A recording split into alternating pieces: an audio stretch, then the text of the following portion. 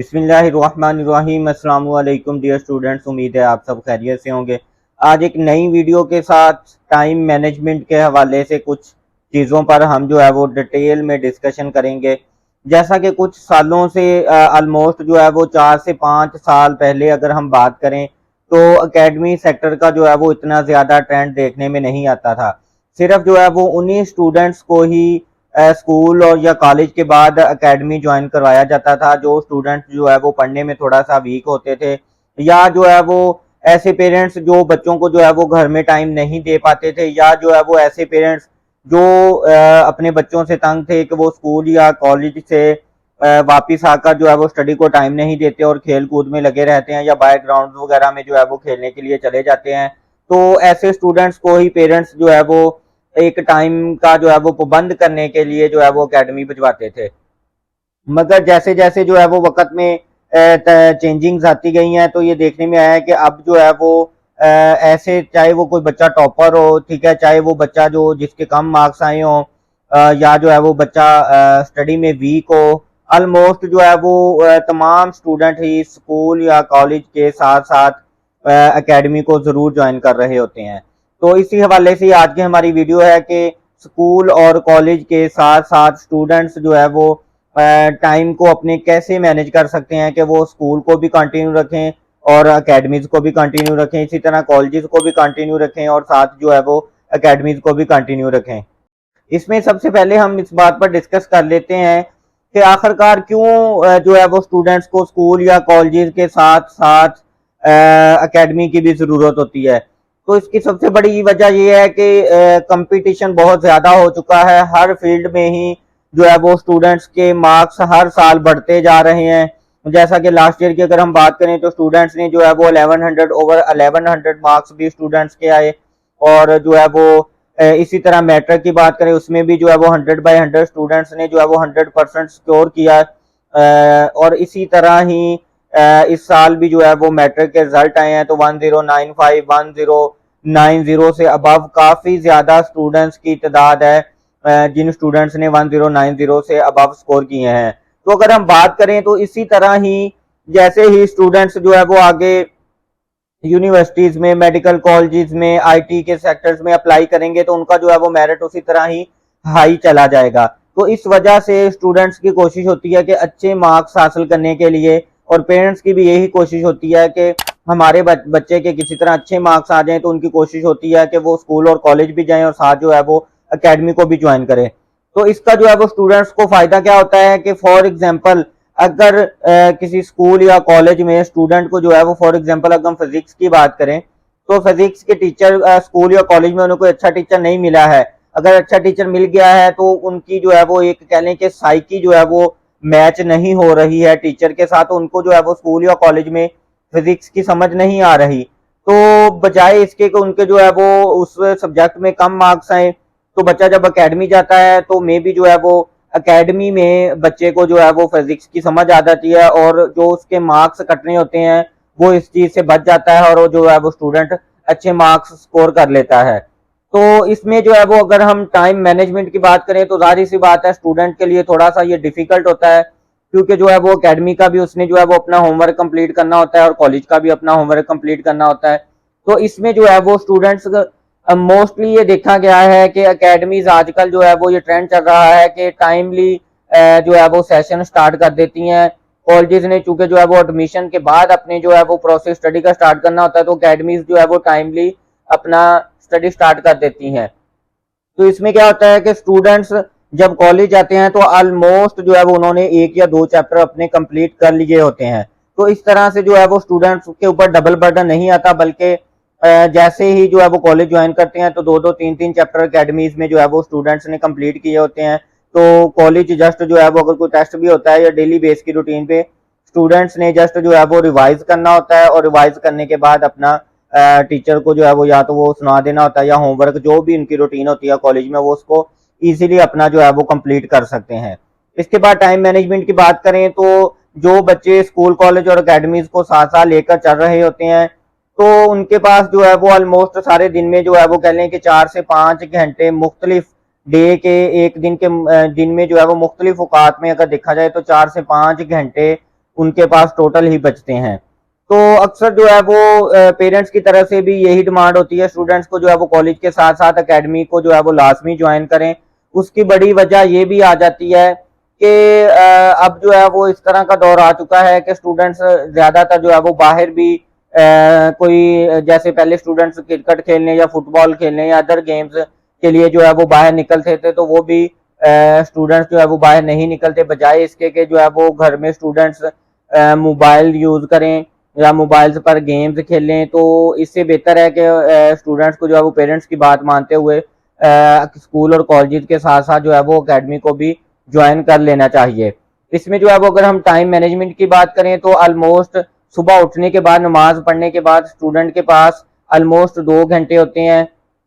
उस टाइम पे जो है वो अपना जो अकेडमी का स्टूडेंट करना चाहे तो वो कर सकता है, और जो है वो अगर कोई कॉलेज का होमवर्क वगैरह करना है तो उस टाइम पे भी कर सकता है। उसके बाद नमाज पढ़ने के बाद आप जो है वो अच्छा अपना नाश्ता करने के बाद 2-3 घंटे स्टडी को दें। उसके बाद जो है वो आप कॉलेज या स्कूल जाएं। स्कूल या कॉलेज से आने के बाद भी आप जो है वो जोहर की नमाज पढ़ने के बाद भी ऑलमोस्ट आपके पास जो है वो 1 घंटा होता है। आप उसमें जो है वो रिलैक्स कर सकते हैं। कोई छोटी मोटी कोई गेम खेलनी हो तो वो भी आप खेल सकते हैं। और इसके बाद जो है वो आप अकेडमी की तरफ मूव कर जाते हैं। तो अकेडमी से ऑलमोस्ट जो है वो आप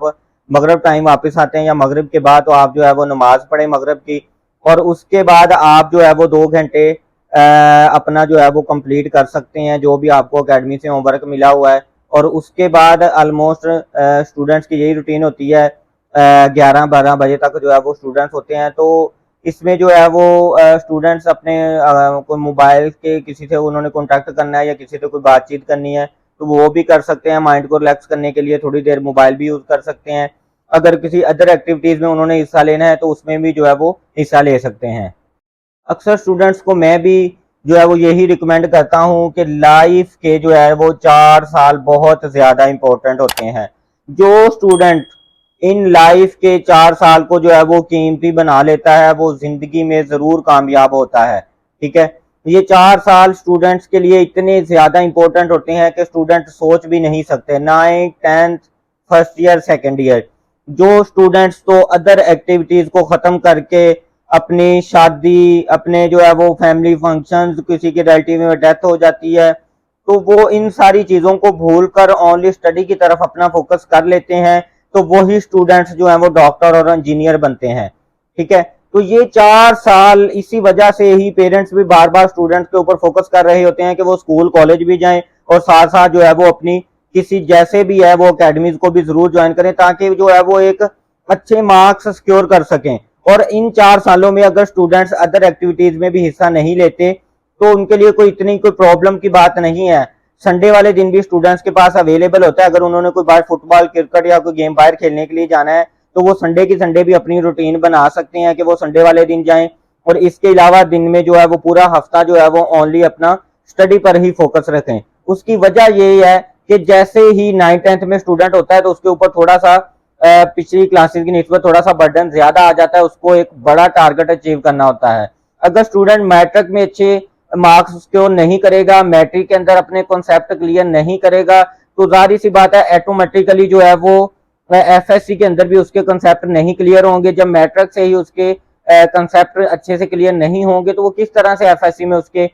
कॉन्सेप्ट जो है वो क्लियर हो सकते हैं। तो उसको जो है वो एफएससी में फिर जो है वो ट्रिपल मेहनत करना पड़ती है। पिछली चीजों को भी अपनी जो है वो दोबारा से रिवाइज करना पड़ता है और अपने जो है वो कॉन्सेप्ट क्लियर करने पड़ते हैं। उसकी बड़ी सबसे वजह यह है कि अगर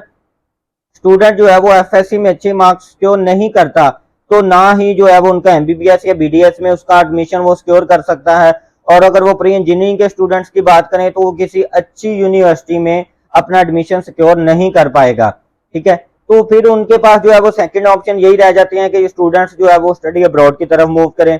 तो फिर अगर हम ऐसे स्टूडेंट्स की बात करें जिनके पेरेंट्स जो है वो ज्यादा फी अफोर्ड नहीं कर सकते या जो है वो उनको स्टडी अब्रॉड के लिए नहीं भिजवा सकते, तो मेरी बात याद रखें कि उन स्टूडेंट्स के पास सिर्फ एक ही जिंदगी में चांस है, सिर्फ और सिर्फ एक चांस। वो चांस ये है कि वो ये जिंदगी के 4 साल जो है वो अपने कीमती बना लें। अगर वो अपने जिंदगी के 4 साल कीमती बना लेते हैं तो उनको जो है वो स्टडी अब्रॉड भी दूसरे मुल्क भी जाने की जरूरत नहीं रहेगी और वो डॉक्टर और इंजीनियर भी जो है वो जरूर बन सकेंगे। क्योंकि अगर वो मैट्रिक में अच्छे मार्क्स सिक्योर करेंगे, उनके कंसेप्ट क्लियर होंगे, और इसी तरह वो फर्स्ट ईयर और सेकंड ईयर में अच्छे मार्क्स सिक्योर करेंगे, उनके कंसेप्ट भी क्लियर होंगे, उनकी जो है वो एक स्टडी की रूटीन भी बन चुकी होगी। तो इसी तरह जो है वो फिर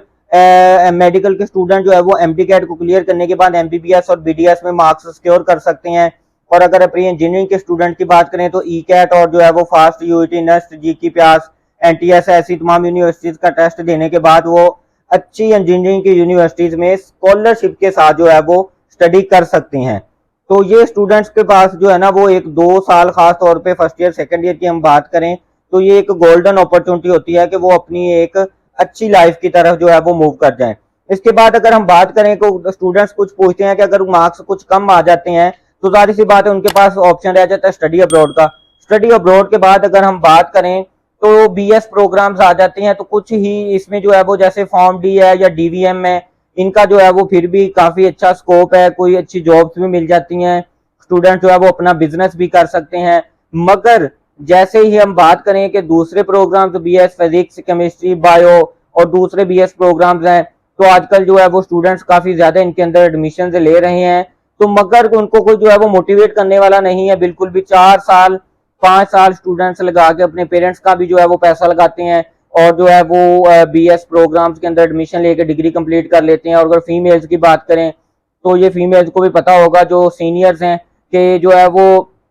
ऐसा भी देखने में आया है कि एमफिल करने के बाद भी जो है वो टीचिंग की जॉब जो फीमेल्स को ऑफर हो रही होती है उसमें ऑलमोस्ट जो है वो 14,000 15,000 उनको सैलरी ऑफर हो रही होती है। अगर बीएस प्रोग्राम के बाद फीमेल जो है वो टीचिंग की तरफ जाती हैं, क्योंकि बाकी फील्ड्स उसमें जो है वो ज्यादातर आउटफील्ड का काम होता है, मार्केटिंग का काम होता है, कस्टमर डीलिंग का काम होता है, बैंक वगैरह की बात करें तो उसमें जो है वो फीमेल्स जाना जो है वो मुनासिब नहीं समझती। अगर वो टीचिंग की लाइन की तरफ जाती हैं तो आप खुद अंदाजा कर लें कि 5 साल की डिग्री करने के बाद आपको जो है वो 12,000 13 15,000 आपको जो है वो स्टार्टिंग सैलरी आपको जो है वो मिल रही होती है। तो इधर से आप अंदाजा कर सकते हैं कि ये 4 साल कितने ज्यादा इंपॉर्टेंट हैं। तो ये बार बार मैं इन 4 सालों पे इस वजह से फोकस कर रहा होता हूँ कि स्टूडेंट्स को तब एहसास होता है जब वो अपना बैचलर कंप्लीट कर लेते हैं, तो उस टाइम पे उन्हें एहसास होता है कि काश हम एफएससी में 2-4 घंटे मजीद और स्टडी कर लेते तो हम जो है वो हमारा आज फ्यूचर सिक्योर होता, हम जो है वो अपना एमबीबीएस या बीडीएस में अपना एडमिशन सिक्योर कर चुके होते।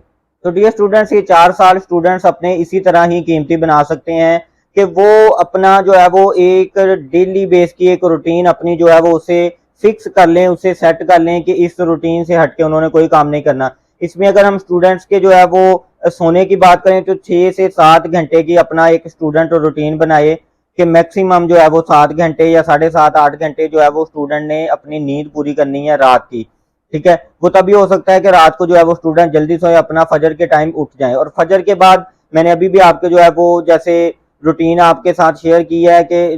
2-3 घंटे स्टूडेंट को जो है फजर की नमाज के बाद भी मिल जाते हैं। उसके बाद कॉलेज से जब वापस आता है नमाज पढ़ने के बाद 1-2 घंटे तब उसको मिल जाते हैं। फिर जब वो अकेडमी से वापस आता है